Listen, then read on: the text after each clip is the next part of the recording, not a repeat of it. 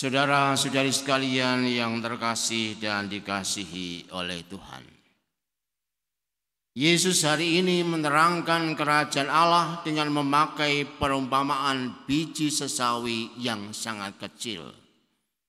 Bijinya sekitar 1 mm, tetapi kemudian ketika tumbuh bisa menjadi 2 meter lebih.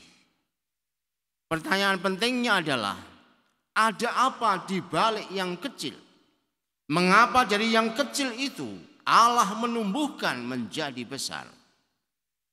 Mari kita melihatnya dalam 3 poin berikut. Yang pertama, misteri tentang yang kecil. Kitab suci seringkali berbicara tentang Allah yang menyukai sesuatu yang kecil, lemah, dan miskin. Di awal penciptaan kita melihat manusia dibentuk dari debu tanah. Namanya debu, itu pasti sangat kecil. Sudah kecil, masih lemah lagi. Namun Allah mengembuskan nafasnya sehingga manusia hidup dan berkuasa atas alam semesta. Begitu juga di dalam pengadilan terakhir. Kalau di awal seperti itu, di akhir juga sama. Yesus ternyata hadir di dalam diri orang yang kecil, orang yang lemah, miskin, lapar, haus, dan seterusnya. Sehingga ketika seseorang tak mampu melihat kehadiran Yesus di dalam diri orang yang kecil, lemah, miskin, dan seterusnya tadi, orang tidak masuk di dalam kerajaan abadi.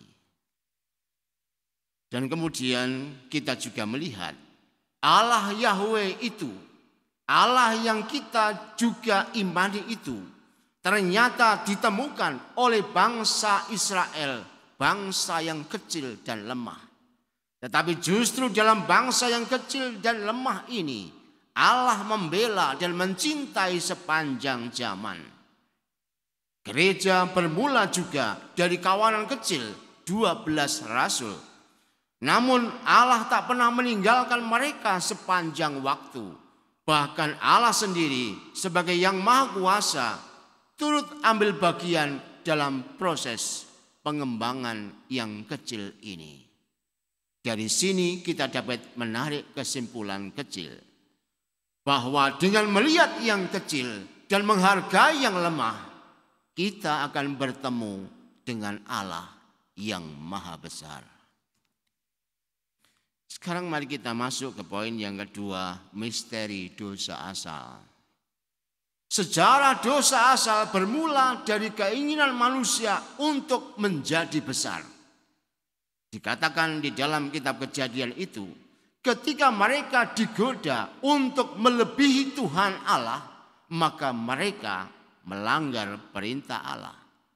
Akibatnya larangan yang sungguh-sungguh dikehendaki Allah supaya tidak dilanggar oleh manusia, mereka tetap mengikuti hasrat tersebut dan akhirnya jatuh ke dalam kehinaan.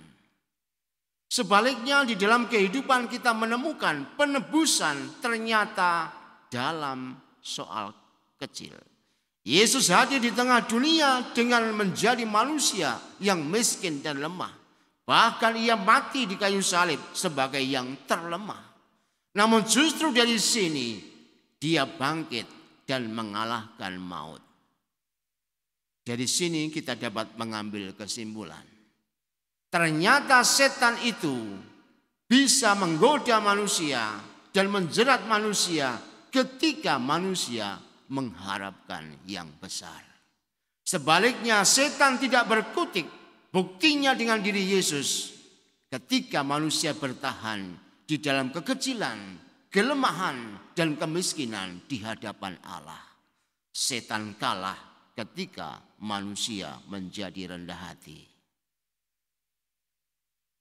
Poin yang ketiga, misteri kerajaan Allah. Pola hidup kita sebenarnya seperti tanjakan dan turunan. Ketika bayi kita sedemikian lemah dan kita membutuhkan pertolongan orang lain. Begitu menjadi dewasa, kita adalah orang yang perkasa. Semua bisa kita lakukan. Tetapi makin hari, makin tahun kita menjadi lemah dan menjadi tua. Dan di situ kemudian kita tidak berdaya. Dari yang lemah, perkasa, kemudian tidak berdaya. Mengapa hidup seperti ini? Hari ini dengan melihat bahwa Yesus memberikan perumpamaan tentang biji sesawi itu, berarti kita semua diajak untuk melihat bahwa kerajaan Allah itu bukan soal pembangunan. Kerajaan Allah itu adalah pertumbuhan. Kita tidak dipanggil untuk membangun kerajaan, tapi kita dipanggil untuk menanam dan memungkinkan pertumbuhan itu dapat berjalan dengan baik. Kita menerima benih dari Allah dan tugas kita adalah menanam dan memelihara tanaman iman kita itu supaya tidak tumbuh kerdil dan kemudian mati. Dengan demikian, agar tugas panggilan kita ini dapat berhasil, dibutuhkan 3 syarat penting. Syarat pertama adalah sadari bahwa kita adalah lemah. Dan kalau kita sudah sadar bahwa kita adalah lemah, satu-satunya yang bisa kita buat adalah mempercayakan seluruh hidup kita kepada Allah yang kuat. Lalu yang kedua, bukti orang yang percaya kepada Allah adalah mau mendengarkan sabda Tuhan. Dan setelah ia mendengarkannya, dia melaksanakannya. Dan yang ketiga, agar bisa hidup oleh sabda, kita menerima sabda yang menjadi daging. Itulah Ekaristi.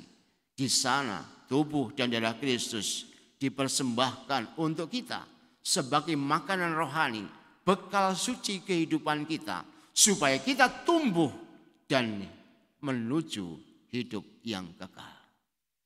Semoga kita dengan melihat kitab suci hari ini tidak selalu berpikir, berhasrat dan mengharapkan sesuatu yang wah dalam kehidupan. Tetapi hari ini kita diajak belajar memaknai kelemahan kita, memaknai kekecilan kita, memaknai kehidupan kita yang sebenarnya tanpa Tuhan kita tidak berarti sama sekali. Semoga dengan kesadaran ini kita semua menjadi orang-orang yang dapat bertumbuh dan berkembang dan menghasilkan banyak buah kehidupan. Tuhan memberkati.